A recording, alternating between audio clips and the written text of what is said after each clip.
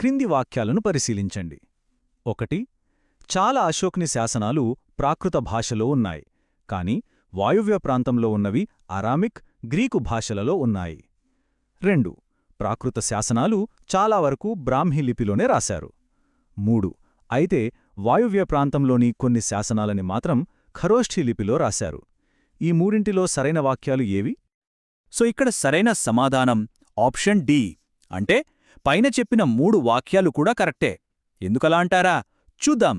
First point, అశోకుని శాసనాలు చాలా మటుకు ప్రాకృత భాషలోనే ఉన్నాయి, కాని సామ్రాజ్యం యొక్క వాయువ్య సరిహద్దులలో, అంటే ఇప్పుడు మనం ఆఫ్ఘనిస్తామని పిలుస్తున్న ఏరియాలో, అక్కడి లోకల్ ప్రజల కోసం అరామిక్, గ్రీకు భాషల్ని కూడా వాడారు.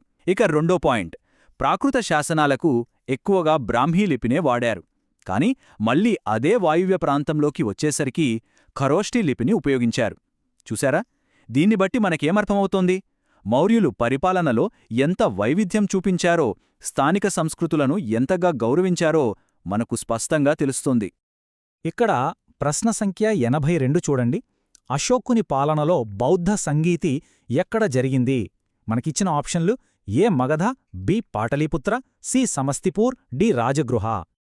సరైన సమాధానం ఆప్షన్ బి, పాటలీపుత్ర. అవును, అశోకుడి కాలంలో అంటే క్రీస్తుపూర్వం 250లో మూడవ బౌద్ధ సంగీతి వాళ్ళ రాజధాని అయిన పాటలీపుత్రంలోనే జరిగింది. మొగ్గలిపుత్త తిస్సా అనే ఆయన దీనికి అధ్యక్షత వహించారు. ఈ మీటింగ్ యొక్క ముఖ్య ఉద్దేశమేంటంటే బౌద్ధ సంఘంలోకి చేరిన అవకాశవాదుల్ని, అవినీతిని ఏలిపారేసి బుద్ధుడి అసలైన బోధనల్ని కాపాడటం. మన తర్వాతి ప్రశ్న నంబర్ 83. అశోకుని కాలంలో మూడవ బౌద్ధ సంగీతి జరిగిందని చెప్పటానికి కింద ఇచ్చిన వాటిలో ఏ చారిత్రక ఆధారాలు ఉన్నాయి? 1. అశోకుని శాసనాలు, 2. దీపవంశ, 3. మహావంశ, 4. దివ్యవదాన. ఇక్కడ సరైన సమాధానం బి, అంటే దీపవంశ, మహావంశ గ్రంథాలు. ఇది చాలా ఆసక్తికరమైన విషయం, ఎందుకంటే ఈ మూడవ బౌద్ధ సంగీతి గురించి మన అశోకుని శాసనాల్లో కన్నా శ్రీలంక చరిత్రక గ్రంథాల్లోనే స్పష్టంగా ఉంది. దీపవంశ, మహావంశ అనేవి శ్రీలంక చరిత్రను నమోదు చేసిన ముఖ్యమైన గ్రంథాలు. అశోకుడు బౌద్ధమతాన్ని శ్రీలంకకు వ్యాపింపజేశాడు కాబట్టి అక్కడి చరిత్రకారులు ఈ సంఘటనను చాలా జాగ్రత్తగా రికార్డ్ చేశారు. ప్రశ్న సంఖ్య 84. కింద ఇవ్వబడిన స్తూపాలలో ఉత్తమమైనదిగా దేన్ని పరిగణిస్తారు?